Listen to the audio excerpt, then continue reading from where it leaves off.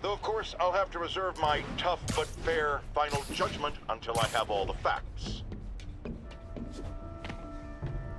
I'd expect nothing less.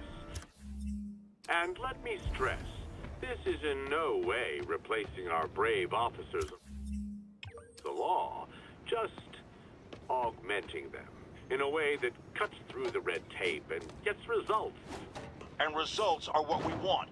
You know, I'm glad you're here, so I can share my theory on how Spider-Man may well be working with the demons. And a fascinating theory it is, I'm sure. But my doctors are advising me to get some rest now, so if you don't mind. Oh, of course. Thank you for calling in, Mr. Mayor. My lines are open for you anytime. Jared, did you hear? Tough but fair! That's our new slogan. I don't care who else is using it. Don't care. Hey, look at this, a review of something that isn't a point-and-click adventure game this time. That's how you know I'm really getting back into my groove.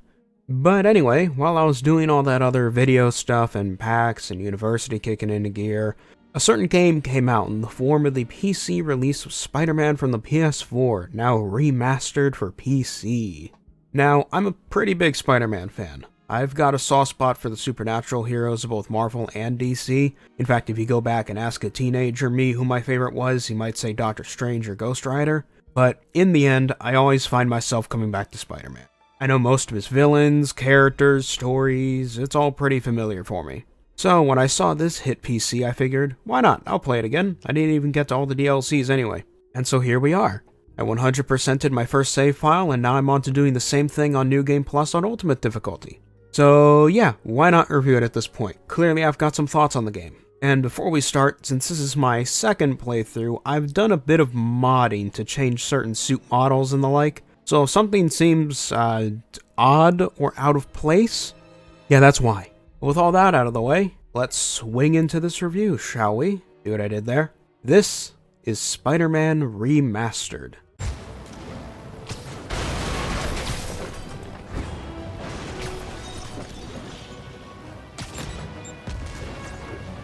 Now's my chance.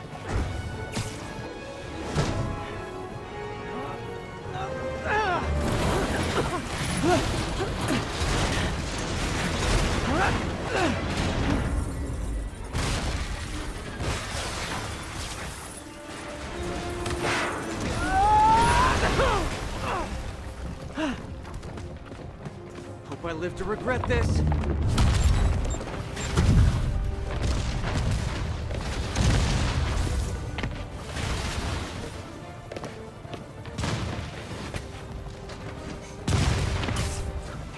Hi, is this the flight to Newark?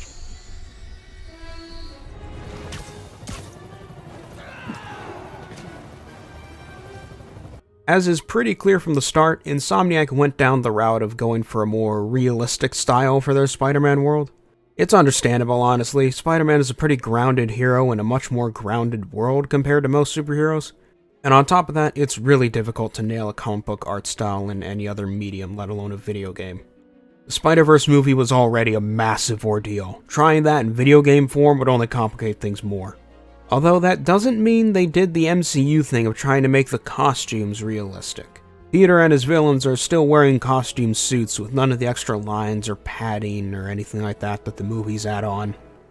Some are more comic booky than others though. Spider-Man, Mr. Negative, Shocker, and Vulture are all pretty on brand, but then there's Electro and Doc Ock who have little to none of their original costumes. Although I do like how whenever Electro zaps, you can see his electric-style mask for a second. It's a neat touch. All in all, it's a good style, and overall the graphics quality is just amazing. This game is beautiful. Genuinely amazing how they managed to make not only a big and detailed world, but then also made it all look so good. The textures, the lighting, everything. It's seriously jaw-dropping. I would not object to this becoming the new standard. Copy, Silverbird. We're descending to location. There's another one. Safety's off. Well, this is new. No. This one's mine. All right. I'm executing this son of a... Hey! That's not how we do things! Down! Down! SM1. Whoa, whoa! Before we do this, who the hell are you guys? Code SM1. Code SM1. Holding for order. The story is a pretty classic Spider-Man tale. The year is 2019. Spider-Man as we know him has been in action for 8 years now, so he's firmly established at this point, alongside most of his classic villains and the greater Marvel universe that's around him. Peter Parker is a full adult now, graduated from college and everything, and is working with Otto Octavius on new prosthetic limb technology that could change the world, while also being Spider-Man and working with Yuri Watanabe at the NYPD to deal with crimes and supervillains. It's a pretty standard Spider-Man affair, really. Oh yeah, also Norman Osborn is the mayor. That's actually really important. I won't spoil everything, but the basic plot goes like this. Spider-Man finally puts an end to the reign of Wilson Fisk, the kingpin of crime himself, during the literal prologue of the game. After this, Fisk warns him that the city will descend into chaos, and what do you know, it does! The power vacuum left by the defeat of Fisk allows for a new gang called the Demons to appear, attempting to seize Fisk's assets using weaponry that's enhanced by a powerful negative energy. And so, Spider-Man must defeat the demons and their leader while also figuring out the motives behind them and how it all leads into each other, alongside the eventual downfall of his own mentor Otto into a new threat right under his nose. Like I said, a classic story of Spider-Man villains coming together as well as Peter having a personal history with a few of them.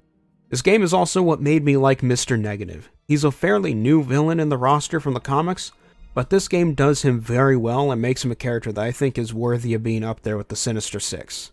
So yeah, the story itself isn't anything that's going to change the world, but it's a good classic tale, and the characters are written really well, I think, including Miles, Aunt May, Mary Jane, all the other characters.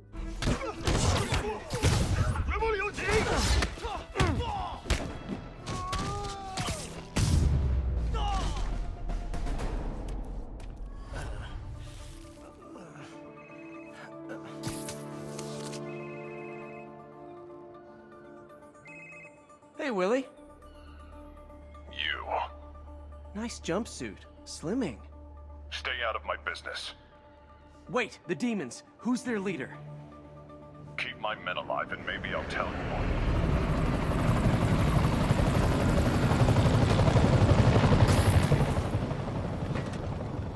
The gameplay is where the game really starts to shine, though. You might be looking at this and thinking that it's effectively just Arkham combat but with a Spider-Man flair, and you'd be partially correct. Arkham clearly serves as the foundation for this combat, but there's much more to it. Spider-Man has a multitude of gadgets he can call on to support him in combat, as well as the occasional stealth mission. He's also got a pretty versatile moveset, being much more acrobatic and mobile than in other games using this formula, where you're mostly just on the ground dodging things. You're encouraged to jump and swing around the environment to get the upper hand by doing air combos, disarming enemies, throwing things, quipping, and so on. On top of that, the basic idea for the Arkham dodge system is there, but tweaked. Instead of it just being a press button to not take damage prompt, the spider sense will go off to make you aware of an incoming attack, but it's your job to time your dodge right as well as choose a direction to dodge.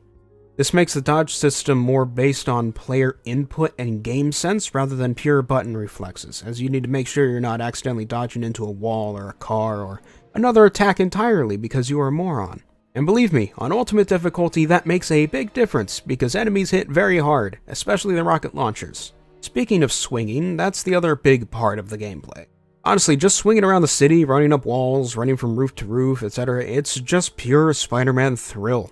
The swinging from Spider-Man 2 was fun, but it was a product of its time. Unlike that game, here the web actually attaches to nearby objects and buildings, meaning that there can be situations where you can't swing because nothing is high or close enough, prompting you to adapt by zipping around to find a good point to launch or swing from to keep your momentum up. It makes swinging not only fun, but also a mechanic you can learn and use to your advantage both in and out of combat. In the words of IGN, it makes you feel like Spider-Man. No, but seriously, it's a really good system. The one big complaint gameplay-wise are the puzzles in the Mary Jane and Miles stealth sections. Everyone's complained about them, you know what's up, I know what's up, but just get it out of the way now. The puzzles are boring and easy, and the stealth sections are just boring. At least you can skip the puzzles with a little setting in the options menu, but you can't skip the stealth sections. Likely because it's linked to story moments and all that, still. Overall though, some really good gameplay.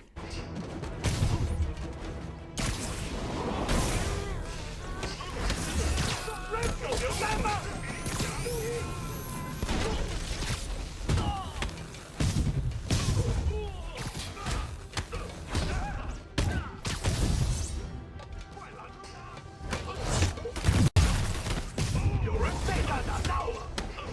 understudies! The role of homicidal demons will now be played by more homicidal demons! And that, everyone, was Spider-Man Remastered. I think you could tell from the moment I said I 100% of the game that I do like this game quite a lot and certainly recommend it. It's a very easy recommendation for me to make, although I should point out that this game really, really doesn't like it when you tab out. Not even once. The game will start to stutter or even freeze after a while if you do, so keep that in mind. Hopefully someone makes a mod to fix that, or the developers patch it at some point. I don't know. That's the biggest technical problem I've really had with the game, though. This has been TheRatMan, and I will see you all later.